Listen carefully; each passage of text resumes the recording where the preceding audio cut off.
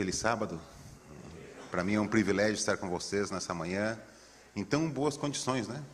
Como é bom estarmos na casa de Deus num sábado pela manhã. Tantos no mundo teriam esse desejo e nós podemos estar aqui. Sem demorar muito mais, porque apesar de estar emocionado e feliz de estar em Blumenau, porque eu sou gaúcho, e todo gaúcho tem algumas curiosidades de Santa Catarina. E uma delas é conhecer Blumenau. Eu já vim algumas vezes aqui em Blumenau. Na igreja é a primeira vez. Mas eu vou entrar no sermão e depois a gente conversa um pouquinho sobre isso. Nas últimas semanas, eu estava meditando em algumas coisas, e eu não sei como é que você faz a sua meditação. Eu uso alguns meios. Leitura da Palavra de Deus. Sabe quando pega um texto bíblico e você medita assim, você acha que descobriu a América, algumas coisas, sabe? Você... Espírito de profecia também. Mas eu medito muitas vezes em música. Sabe quando você escuta, Fernando, uma música assim, a gente passa, Fernando, uma música boa, e toca o teu coração e você fica meditando naquela letra. E tem uma música que, no passado, eu não gostava dela. E de um tempo para cá eu comecei a gostar. É uma música do Arauto do Rei. E você pergunta, mas como, pastor, não vai gostar de música do Arauto do Rei? Sei lá, gosto é gosto, né? Não se discute, se lamenta. Eu achava estranho, doutrinariamente, eu entender que o céu é aqui. Me incomodava, sabe? Não, como o céu é aqui? Antigamente nós cantávamos, breve Jesus voltará, agora o céu é aqui? Eu achei meio conformidade isso daqui, tá? Mas quando a gente começa a analisar biblicamente, eu comecei a entender, e eu quero trabalhar um pouquinho com vocês aqui hoje, que o céu pode sim ser aqui. A Bíblia nos mostra que Deus quer que o céu seja aqui. E como nós podemos tornar isso realidade. Tá bom? Por que eu digo que o céu é aqui? Abra a sua Bíblia no livro de Êxodo, no capítulo 25.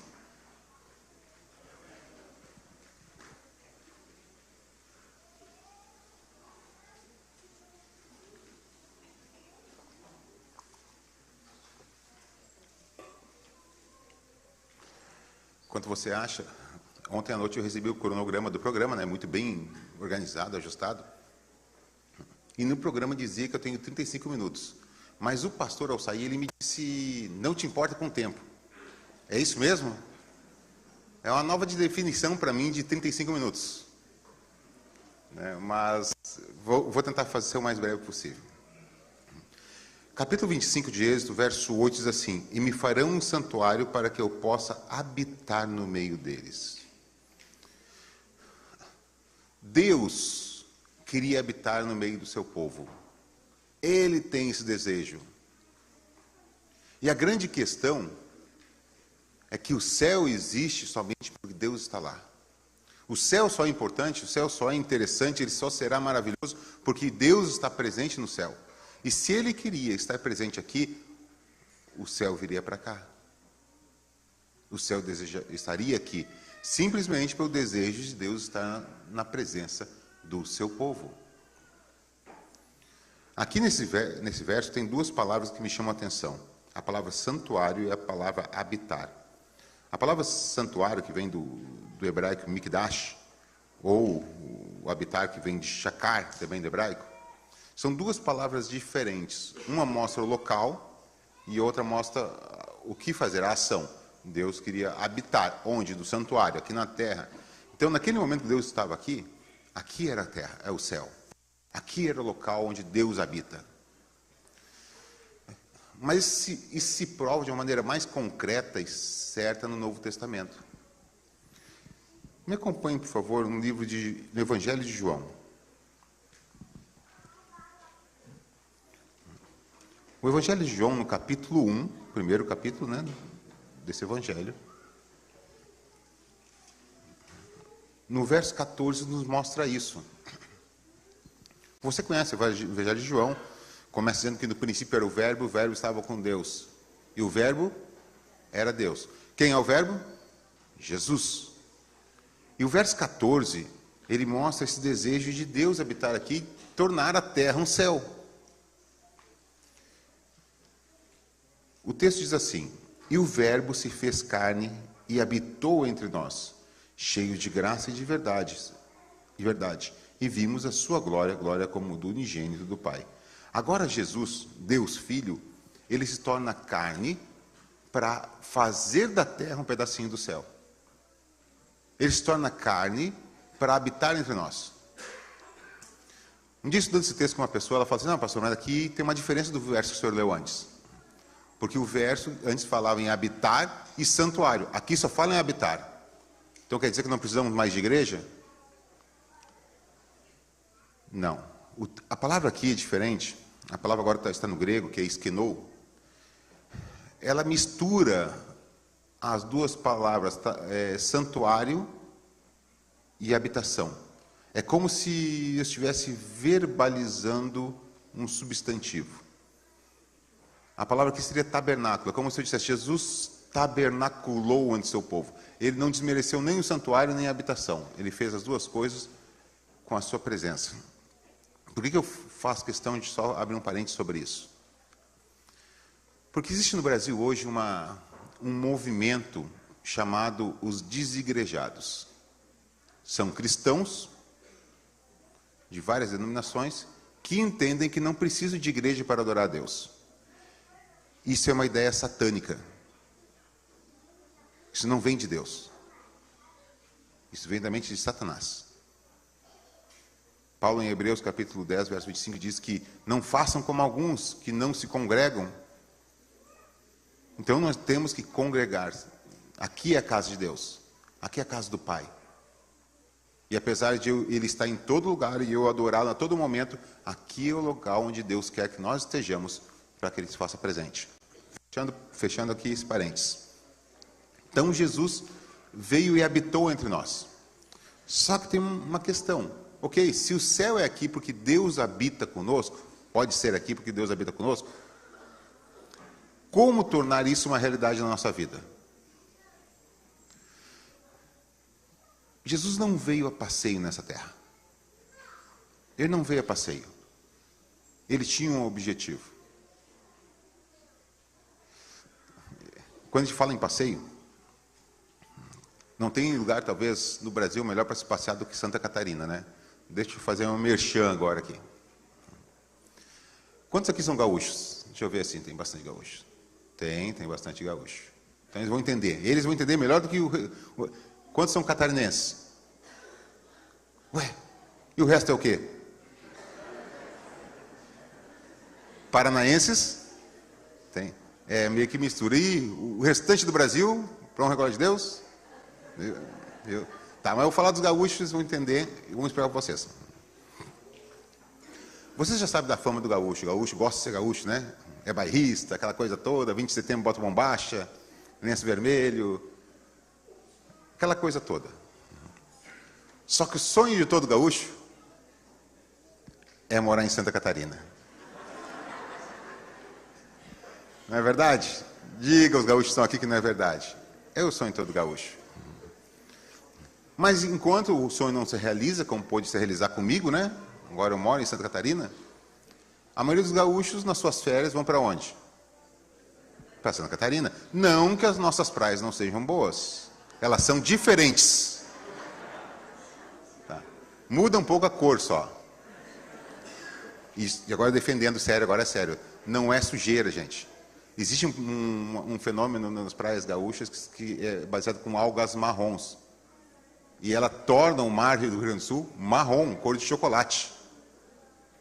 E só pode dizer que é gaúcho aquele que mergulhou no chocolatão. Tá. Mas agora, falando sobre isso, a gente vem para cá, esse verão eu veranei em Bombinhas. Gente do céu, o que é aquilo? O que é Bombinhas? Já botei agora só proteção de tela de computador e tudo as fotos Bombinhas, porque é apaixonante aquilo. Eu passei, me diverti, fiquei feliz. Só que eu vim a passeio, talvez, mas Jesus não tira férias, ele não veio a passeio nesse mundo. Ele tinha um objetivo claro, que é salvar do pecado e guiar no serviço. E onde é que nós vemos isso? Me acompanhe agora. Vamos a Mateus, capítulo 10. Livro de Mateus. Aqui no capítulo 10, ele faz a escolha e o envio dos 12, desculpe. Já estou tirando Judas antes da hora, né? Dos 12. E o verso 6 me chamou a atenção. Eu vou ler do verso 5 até o 6.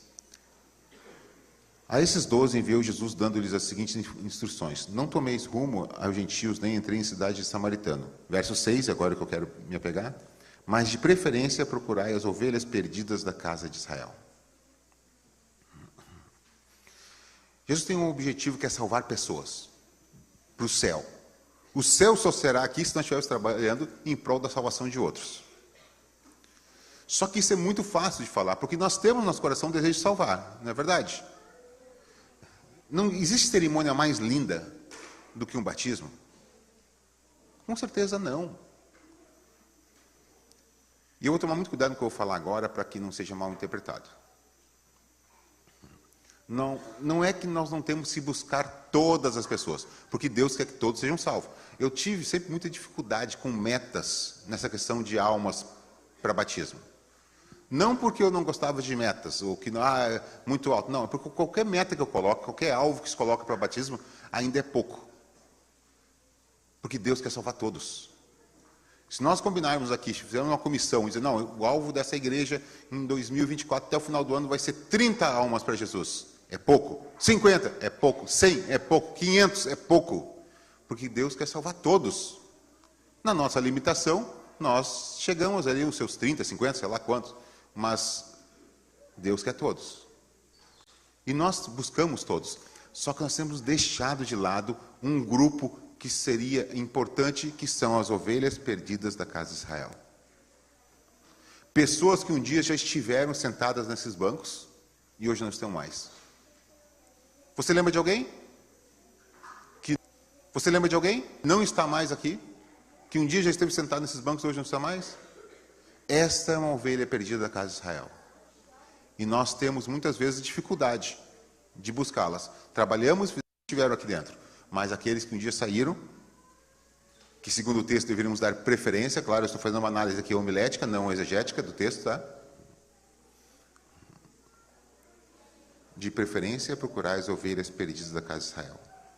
Só que essas ovelhas são diferentes. As pessoas não são iguais. Não tem uma receita de bolo para salvar pessoas. Mas existe, sim, algumas dicas para algumas classes diferentes de pessoas. E é nisso que nós vamos conversar agora. Se eu quero que o céu seja aqui, eu tenho que salvar pessoas. Vamos agora para o livro de Lucas, e lá nós vamos nos deter. Lucas capítulo 15. Lucas capítulo 15 é conhecido como o capítulo das parábolas. Lá existem 3 parábolas, né?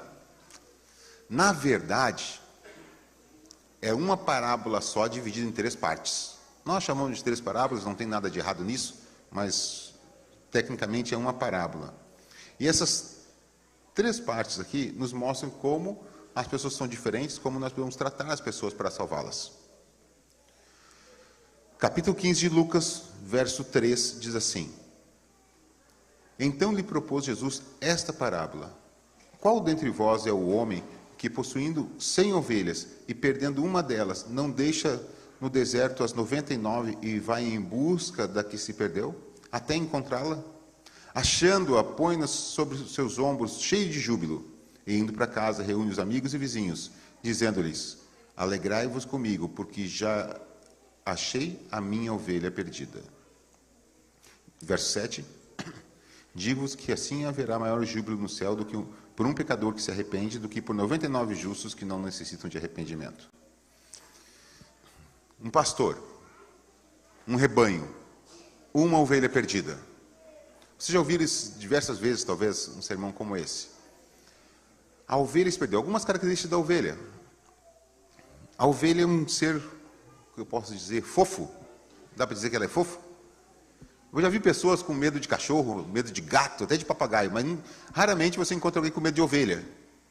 Porque ela não aparenta demonstrar perigo. A ovelha ela é um ser que ela tem algumas limitações cognitivas, vamos dizer assim.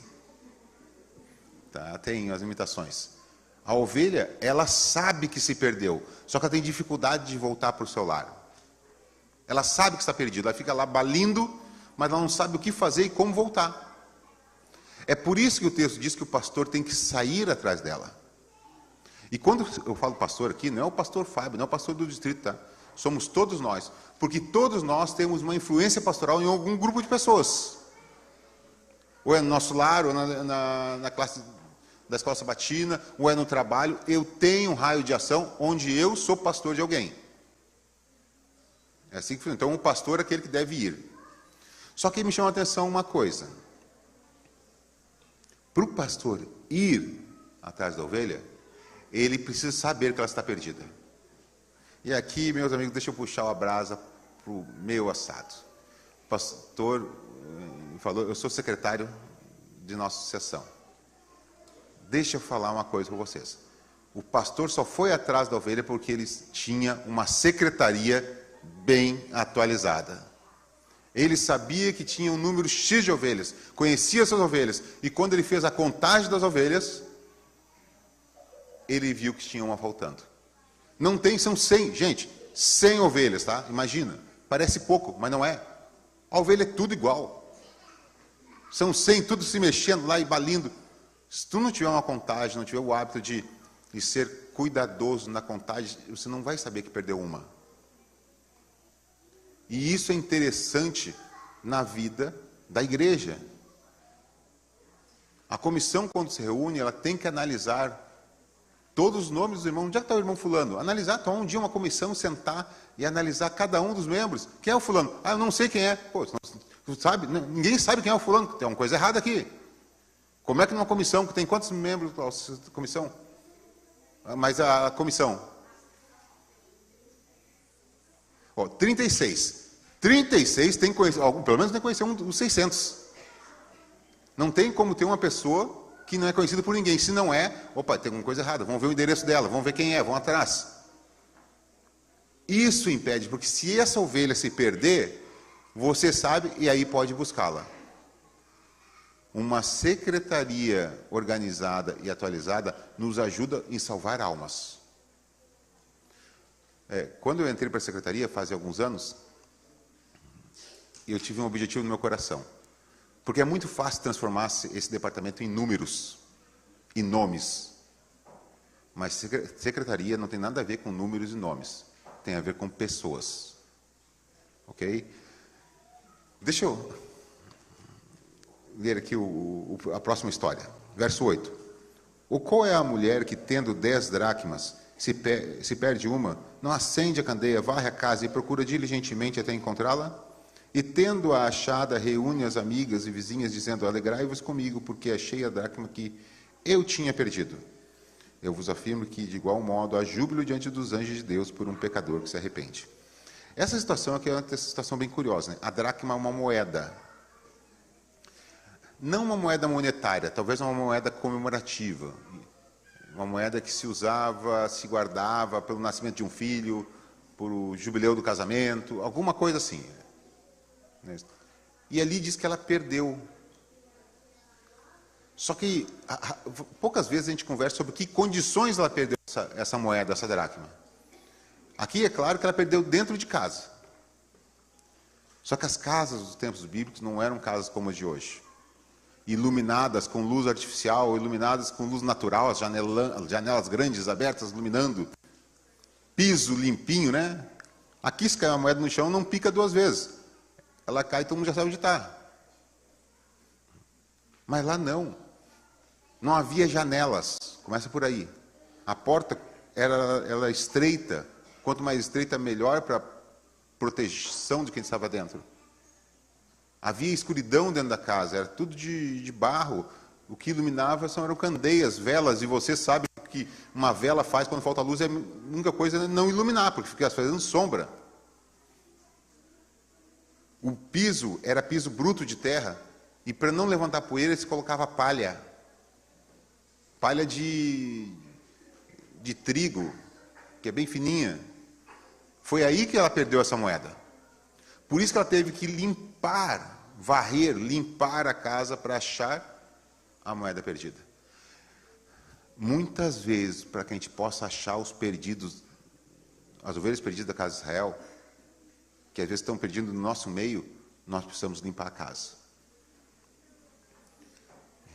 E eu sei que o pastor falou de uma coisa bem delicada no início aqui, e eu quero trazer outra então. Muitas vezes nós temos dificuldade com um termo, que eu até não gosto também, tá? Que é o termo de remoção de um membro do rol da igreja, do livro da igreja. Esse termo está equivocado, tá? E eu vou explicar o porquê. Porque nunca um membro é removido do rol da igreja. O nome dele não desaparece. Ele passa de um ponto, membro, para pessoa. Não é assim, Glaucio? Muda de cor, de verde para azul. De verde para azul. É assim que funciona. Ele deixa de ser membro para ser pessoa azul. Então não é removido, ele só é colocado. Então não é removido do lugar onde ele vai ser tratado como o que ele é. Porque se eu não entender que ele é uma pessoa que precisa de resgate, eu não vou atrás dele. Deixa eu contar um testemunho. Ano passado, na associação onde eu fui secretário antes daqui, nós tivemos um projeto. E esse projeto foi feito na Serra Gaúcha, pegando 6 distritos. E com o que se consentia esse projeto? A secretaria, junto com os jovens da igreja, pegariam o nome de todos aqueles que estavam afastados, que um dia foram membros e agora não são mais, e trabalhariam junto com a igreja, fazendo visitas para tentar resgatá-los. E eu lembro da história do Pedro. O Pedro fazia 5 anos, estava longe da igreja. E um grupo de jovens, 3 a 4 jovens, mais a secretária, foram visitá-lo, um sábado à tarde. Chegaram na casa do Pedro, era uma casa, tinham o portão, bateram palmas, e o Pedro veio, naquele sábado à tarde, à porta. Perguntou o que era. Eles explicaram, se identificaram: nós somos jovens da Igreja Adventista, estamos aqui com o objetivo de orar com você. O Pedro ficou estranho, sabe, bem estranho. Fazia 5 anos que ninguém visitava ele. Aí ele ficou assim, mas tá bem, pode entrar para orar. Não vamos entrar, vamos orar aqui no portão mesmo, a coisa é rápida. Ele foi até o portão, eles oraram uma oração rápida, curta, sabe? Pedindo a bênção sobre ele, sobre a família dele, que Deus o abraçasse, que todos os desejos do seu coração fossem atendidos. Agradeceram e foram embora. Na saída, dá para ver que o Pedro já tinha outra feição no rosto, sabe? Porque, gente, já vi gente não aceitar convite para vir à igreja, para não ir no pequeno grupo. Mas eu nunca vi ninguém negar ou ficar chateado com a oração. Acho que nem ateu fica, sabe? E ele ficou contente. Entrou para casa, chegou para a mulher: olha, mulher, vieram aqui me visitar, olha só que legal. Ok? Passou 15 dias. Esse mesmo grupo voltou na casa do Pedro. Só que agora eles levaram uma pizza. O Pedro atendeu a porta e ele chegou assim: olha, você foi tão carinhoso com a gente aqui que a gente quis trazer uma pizza para você comer com a sua família. Por favor, entre na minha casa, vamos comer junto. Não, é só para você. Nós vamos agora em outro lugar. Deixaram a pizza e foram embora. Ele, quando abriu a pizza, estava lá a pizza grande, né? Família. Mas estava faltando um pedaço. Naquele pedaço tinha um cartão dizendo: falta você. Bonito. Mas a minha questão é: quem comeu todas essas pizzas, né? Esses pedaços de pizza, as fatias, não foi jogado fora. Alguém comeu isso. Ninguém me respondeu até hoje. Foi várias pizzas que foram aí, tá? Mas o Pedro com a sua família comeu aquela pizza. Gente, ele começou a se sentir importante, sabe? É relevante para aquela comunidade adventista. Passou mais 15 dias, eles voltaram na casa do Pedro. Quando eles bateram o palmo na casa do Pedro, o Pedro já atendeu eles flutuando. Gente, já conheci eles pelo nome, sabe? Vem cá, como é que vocês estão? E tudo tranquilo. Pedro, e tu, tudo bem com a família? Tudo bem. Pedro, é o seguinte, lembra que a gente veio aqui e orou contigo? Lembro, sim. Foi uma bênção. Depois a gente voltou aqui. Sim, eu lembro. A pizza estava ótima. Nós estamos indo agora na casa do João. Lembra do João? Lembra do meu tempo de igreja. Inclusive, o João não está na igreja. Nós vamos lá orar com ele. Tu quer vir conosco? O Pedro, espera só um pouquinho, vou calçar um tênis e vou com vocês. E quando o Pedro deu conta, ele estava fazendo o mesmo trabalho já com o grupo. Então foi um processo, sabe? Um processo que foi sendo feito, durou de 4 a 6 meses esse programa, e no final desses 6 meses foi alugado um grande auditório, tinha lá 670, 680 lugares, dos quais 650 foram ocupados no auditório. Foi feito um evento com música, com a palavra de Deus, com batismos. E desses 650 que foram, 350 eram ex-adventistas. 350, gente.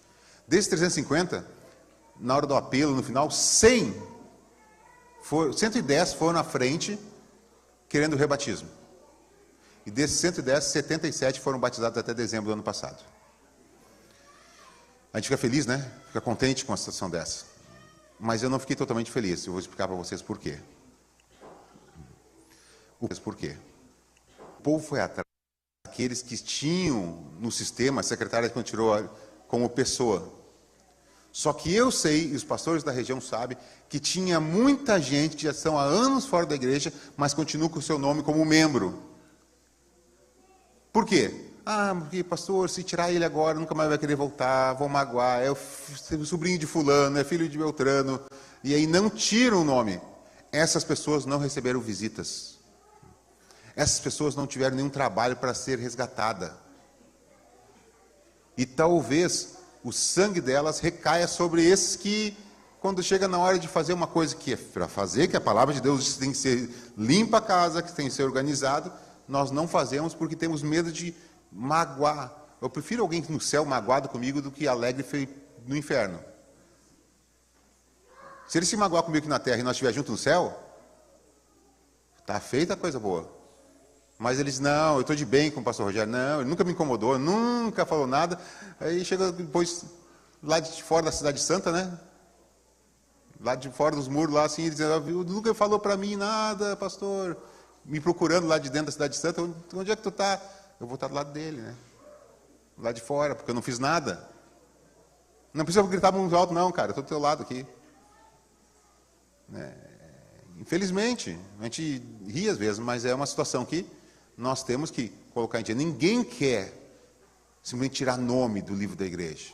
Ninguém quer isso. Nós queremos saber como está a nossa igreja, para que possamos fazer um projeto de resgate, de se trabalhar. E a última parte da história é o filho pródigo. É a mais conhecida e mais longa história, eu vou lendo ela por partes. Continuou, certo homem tinha 2 filhos, o mais moço deles disse ao pai, pai, dá-me da parte dos bens que me cabe. E ele repartiu os haveres. Passado não muitos dias, o filho mais moço, juntando tudo que era seu, partiu para uma terra distante, e lá dissipou todos os seus bens, vivendo dissolutamente. Ele pediu parte da herança. Quando é que um filho tem direito com a parte da herança? Quando o pai morre. Essa é uma coisa interessante. Aqui ele está dizendo, pai, o senhor morreu para mim. O senhor morreu. Eu quero meus bens. Que não eram deles, tá? Tudo que eu tenho hoje, que não é muito, não é dos meus filhos. Não é deles. Mas vai ser meu um dia. Não sei, Jesus pode voltar antes. Não vai ser teu, graças a Deus, né? É isso que eu espero, né, gente? Jesus volte antes. Pode ser que eu pegue meus bens e doe tudo para a igreja? Posso fazer isso ou não posso? Por quê? Porque é meu. Eu quero, se quiser botar fogo, né? Depois é meu, faço o que quiser. Eu detesto aquelas pessoas que fazem assim, vou te dar um presente, mas se não quiser mais, devolve, viu? Peraí, não dá para ninguém. Sabe aquela coisa assim, de um presente, diz, toma um presente, mas não me dá para ninguém. Não me dê então, porque senão não é meu. Você é só um guardador daquilo, né? Eu tenho que fazer o que eu quiser. Então, essa é a ideia. Mas aqui ele falou isso, imagina o coração do pai quando esse filho saiu de casa dizendo isso para ele. E diz que veio uma fome naquela terra, né? E a partir do verso 15, diz que ele se agregou a um dos moradores daquela cidade, daquela terra, Este mandou para seus campos guardar porcos. Ali desejava ele fartar-se das alfarrobas que os porcos comiam, mas ninguém lhe dava nada. Gente, para um judeu, cuidar de porco era a pior humilhação. Isso é para a Bíblia mostrando ao fundo do poço como ele chegou. Aonde ele chegou. E porco é um ser fedido, né? Quem é que já ficou atrás de um caminhão de porco na estrada? Louco para ultrapassar e não conseguia. É terrível aquilo. E o cara agora estava cuidando de porco. Não só cuidando, mas ele queria comer a comida dos porcos, a lavagem. Eu sei que hoje a alfarroba é chique, né? Ah, chocolate de alfarroba. Já viu o chocolate de alfarroba? É chique, não tem cafeína, não tem nada. É caro, né? Mas naquela época não era. E eu não acredito que ele estava comendo as vagens. Ele estava comendo a casca da vagem de alfarroba. A lavagem. E ele queria comer. Esse menino, por um bom tempo, diz que aqui no verso, a partir do verso 16, no início 17, desculpe. Então, caindo em si, disse: quantos trabalhadores de meu pai têm pão com fartura e eu aqui morro de fome? Levantar-me-ei e irei ter com meu pai e lhe direi: pai, pequei contra o céu diante de ti. Já não sou digno de ser chamado teu filho. Trata-me como um dos teus trabalhadores. Por muito tempo eu entendi que esse menino era esperto. Burro ele não é. Porque caiu em si. Só quando a gente vai no Espírito de Profecia, a irmã White diz que não foi ele. Foi o Espírito Santo que tocou o coração dele. O Espírito Santo que deu um empurrãozinho nele para que ele pudesse tomar essa decisão de ir para a casa do pai. E ele foi. A história aqui ela é muito bonita. Ela conta que o pai estava esperando, né? Esperando. Talvez assinado na beira de uma porteira, olhando ao longe, quando ele vê o filho chegando. A Bíblia diz que ele corre e abraça o filho e o beija. Gente, ele abraçou e beijou um cara todo desgrenhado, todo rasgado, fedendo a porco. E muitas vezes nós queremos que nossos irmãos voltem sem nenhuma cicatriz, sem nenhuma sujeira. A gente quer que o irmão que se afastou, ficou anos afastado, volte de terno e gravata, limpinho. Porque essa é a roupa de vir à igreja. Nós queremos isso, nós temos que entender que a pessoa está voltando. Devemos recebê-lo, abraçá-lo, beijá-lo. Não fazer como se faz em algumas igrejas longe daqui, né? A pessoa já chega e senta no fundo. Nada contra quem está no fundo, tá? Mas quem chega na igreja, geralmente senta no fundo, né? Eu, quando fui a primeira vez na igreja, eu queria sentar no fundo. Eu tinha 10 anos, quando eu decidi ir sozinho na igreja a primeira vez. E um adolescente de 10 anos, que a única coisa que não quer aparecer. Eu sentei no fundo. Aí veio um diácono simpático e me levou lá para frente, sentar com os jovens lá na frente. Levou mais 10 anos para voltar na igreja. 14 anos. Então deixa o pessoal no fundo, tá? O pessoal senta lá no fundo. Aí alguém lá na frente diz assim: tu viu quem está aí? Quem? O fulano. Olha a cara de pau, depois de tanta coisa, ainda volta para a igreja. Não olha agora. O que a pessoa faz? Olha na hora. E a pessoa lá atrás se sente constrangida. Não é assim que funciona. É abraço, é beijo, é festa. Porque nosso irmão que estava perdido voltou. Diz que quando ele chegou, o pai disse para os seus servos, né? Primeiro ele chegou e disse: pai, pequei contra o céu e contra ti. A impressão que me dá é que ele veio decorando a fala. E quando ele chegou, o pai não deixa ele terminar de falar.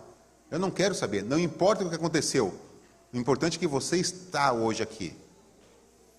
E o pai diz para seus servos, verso 22, trazei depressa a melhor roupa, vestiu, põe um anel no seu dedo e sandália nos pés. Roupa tem a ver com justiça na Bíblia. Só que a Bíblia diz que o jovem levou todas essas coisas embora e perdeu tudo. Então não era a roupa dele. A roupa que foi colocada aqui, o termo grego é estola. Quer dizer, ou é uma veste sacerdotal ou real, ou os dois. Mostra que foi colocada nesse jovem a roupa do pai. O pai manda trazer uma roupa dele para que ele vestisse. E é isso que acontece, né? Hoje nossa justiça é como trapo de imundícia. Nós vestimos a roupa do pai, porque é Cristo que nos veste. O anel no dedo, o anel ele simboliza uma aliança. Hoje a aliança é usada entre marido e mulher, mas por muito tempo na antiguidade se usava entre pai e filho, para mostrar de quem você era filho. Então nesse momento que ele coloca o anel no dedo, ele está refazendo aquele rapaz como filho. Ele tinha dito: você não é mais meu pai. Ele disse: agora você é meu filho. Isso se representa nos dias de hoje através do rebatismo. E as sandálias nos pés mostram que ele andaria nos caminhos certos o restante de sua vida. Terminou tudo muito bonito, trouxeram um novilho cevado, mataram, fizeram um churrasco, uma festa. Se terminasse aqui seria ótimo e bonito, mas não terminou. A história diz que o filho mais velho chegou do campo e viu a festa. Perguntou a um dos empregados que disse, teu filho, teu irmão que estava morto, reviveu, estava perdido, foi achado. E esse menino ficou chateado. E eu confesso para você, e eu acho que vocês têm o mesmo pensamento, que por muito tempo nós simpatizamos com o irmão mais velho. Não é verdade? Simpatizamos. Poxa, o cara ficou lá trabalhando, dando duro. Agora vem outro. A nossa tendência é simpatizar. Mas acontece uma coisa. Quem tinha que se preocupar que o irmão mais novo perdeu tudo era o dono das coisas. O filho mais velho não tem direito às coisas também. Ele estava, de alguma maneira, sendo semelhante ao seu irmão mais novo. Mas o pai foi bondoso, que disse que o pai saiu da casa. Diz que lá fora estava o filho assentado de beiço, né, birrento, mostrando para todo mundo que estava chateado. Não vou dizer que era quase um adolescente, porque ele já era adulto aqui, né? E adulto, quando fica emburrado, parece criança, né? Parece criança. Só que esse procedimento dele era muito ofensivo para o pai. Porque no contexto que Jesus contou essa história, havia uma tradição em festas. Festas como essa, que era para comemorar a cura de uma doença de alguém, um aniversário, alguma coisa. Quem servia os convidados não eram os empregados, era o filho mais velho. O filho mais velho que tinha a incumbência de servir os convidados. E agora o filho mais velho estava lá fora, sentado, mostrando que não estava honrando seu pai. Mas o pai chega lá e, filho, o que aconteceu? Esse aí, esse teu filho, a Bíblia diz, né? Não era irmão dele, né? Bem coisa de família mesmo. Esse teu filho aí que gastou tudo com prostituta, agora está aqui, E você está dando tudo para ele. Para mim nunca deu nada. Sim, filho, tudo é teu. Podia pegar a qualquer momento. O pai, no verso 31, diz assim, responde, meu filho, tu sempre está comigo, tudo que é meu é teu. Entretanto, verso 32, era preciso que nos alegrássemos, porque esse teu irmão estava morto e reviveu, estava perdido e foi achado. Estava morto e reviveu. Para o pai, para Deus, uma pessoa longe dos caminhos de Deus é como se estivesse morto. Não morto porque não dá atenção, morto porque está perdido. Por isso a importância da festa. E aqui ele explicou para o filho mais velho, com todo carinho. Só que a impressão que me dá aqui é que essa história ela fica pela metade. Você nunca parou para pensar assim, puxa, o que aconteceu depois? O filho mais velho entrou na casa, o que ele fez? Ele aceitou as desculpas do pai? Ele continuou emburrado, o que aconteceu? E no livro Parábolas de Jesus, página 107, a irmã White diz que Jesus, ele parou de contar a história aqui de propósito. Porque ele queria que os ouvintes criassem o seu final da história. Você decide. Né? Igual dos anos 90. Quem só riu, quem já assistiu um Você Decide. É o Você Decide bíblico. Ela diz que você decide o final dessa história. E eu confesso a você que eu criei meu final. Já não era isso que Jesus queria? Então eu criei meu final. O meu final é assim. Aquele jovem olha para o pai, baixa sua cabeça e diz, pai, me perdoa, o senhor está certo. Eu fui egoísta, eu senti saudade do meu irmão, eu fiquei irado quando ele foi embora, porque ele é meu parceiro da infância, ele começou a lembrar de coisas da infância, sabe? E ele entendeu da importância do seu irmão estar de volta. Ele abraçou o pai, choraram juntos e entraram. Quando eles entraram na casa, o empregado estava vindo com a bandeja, com comida, e aquele irmão mais velho toma da mão do empregado e passa a servir como era a tradição.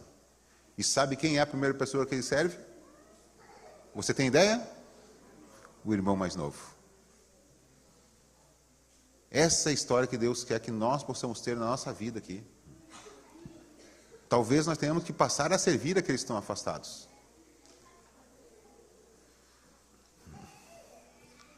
A Glaucia, nossa secretária aqui da igreja, né? Ela tem acesso ao nome de todos aqueles que um dia já foram batizados aqui e hoje não estão mais. Eu quero fazer um desafio a essa igreja. O desafio é que, em algum momento, talvez essa semana, eu possa imprimir o nome com o telefone de cada uma dessas pessoas. E num próximo culto, dividir entre todos aqui. E nós ligarmos, sabe? Ligarmos, só uma ligação e oração, e convidar essa pessoa para vir para a igreja. Fazer a nossa parte. Eu sei que o filho mais novo voltou sozinho, mas ele teve o impulso do Espírito Santo. Talvez eu precise ter o impulso do Espírito Santo hoje para ir atrás de alguém. Atrás de uma ovelha perdida, atrás de uma dracma perdida, atrás de um filho pródigo. Eu sei que você tem alguém na cabeça, algum parente, algum amigo, alguém que precise ser resgatado. E aí sim, o céu será aqui.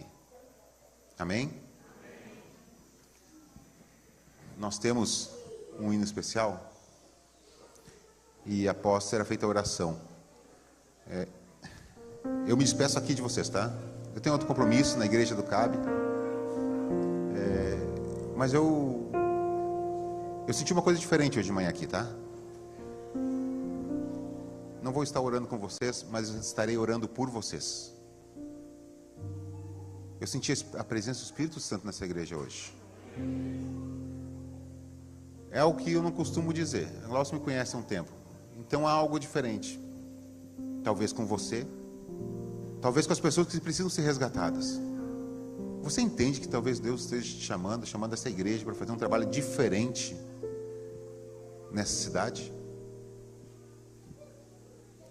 Em breve eu voltarei, estarei com vocês aqui em outro culto. E nós vamos fazer coisas diferentes, vamos louvar o nome de Deus por pessoas que estarão aqui, que não estão hoje, porque você foi atrás da ovelha perdida da casa de Israel. Amém? Que Deus abençoe a todos.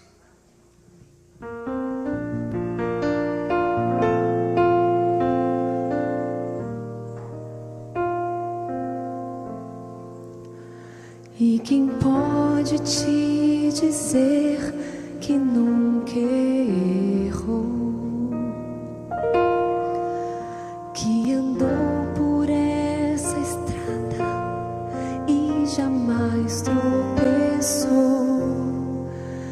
É tão triste ver algum irmão cair sem levantar. Ele espera para ver a reação de quem viu a sua queda e caído ao chão. Ele chora arrependido quando alguém estende a mão.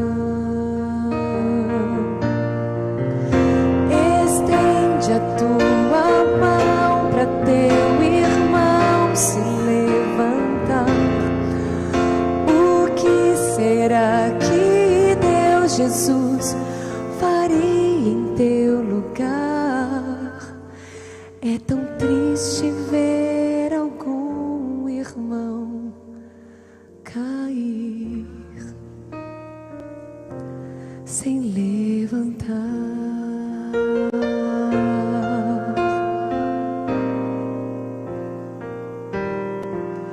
Ele enfrenta o desprezo e a acusação.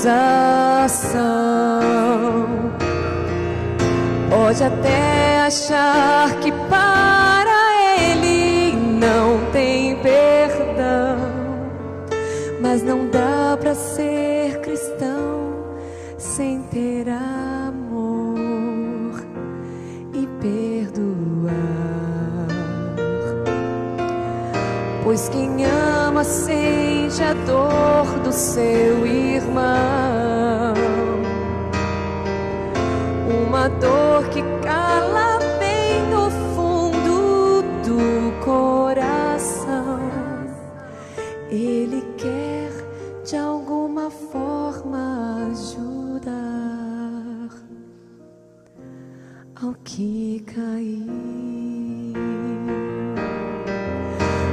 Estende a tua mão para teu irmão se levantar.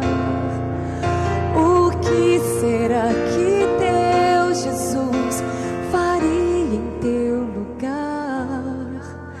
É tão triste ver algum irmão cair sem levantar. Estende a tua mão para teu irmão se levantar. O que será que Deus Jesus faria em teu lugar? É tão triste ver algum irmão cair sem levantar. Como é bom saber que alguém se importou e perdoou.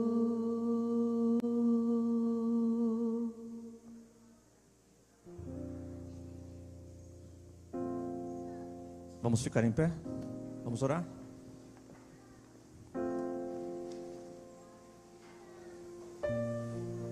Feche seus olhos. Senhor Deus, conforme que nós ouvimos pela manhã, há poucos instantes também através da mensagem musical, lembremos de quem está e de quem já esteve ao nosso lado, e possamos fazer parte importante na vida, na salvação de alguém. Toma nas tuas mãos essa igreja, Senhor, a conduz nos teus caminhos hoje e sempre. Nós oramos em nome de Jesus. Amém.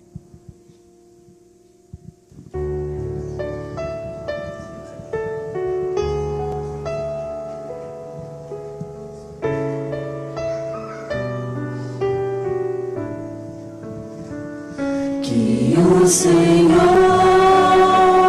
nos abençoe.